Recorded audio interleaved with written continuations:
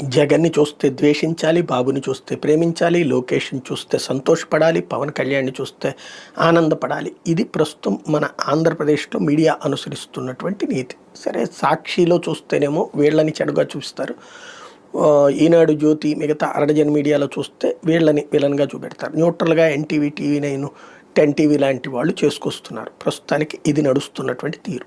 Public ఏమనుకుంటున్నారు పరిపాలన పరంగా, లేకపోతే గనక సంక్షేమ పరంగా, లేకపోతే అభివృద్ధి పరంగా గతానికి నేటికి ఉన్న తేడా ఏంటి, నేటికి రేపటికి వాళ్ళు ఏం ఆశిస్తున్నారు, ఆశించింది జరిగిందా, ఇంకా జరుగుతోందా, జరగబోతోందా, ఇది భవిష్యత్తులో జగన్ రాజకీయాల్ని శాసించబోతోంది. అందుకనినే అనునిత్యం జగన్కి వ్యతిరేకంగా ఏదైతే జరిగిన సంక్షేమాన్ని పూర్తి కాకపోయినా సరే అద్భుతంగా జరిగినట్టు ప్రొజెక్ట్ చేయగలగటం కావచ్చు, సూపర్ 6 సూపర్ హిట్ అయిపోయింది, అన్ని ఆచరణలు అమలైపోయినాయి అని చెప్పడం కావచ్చు.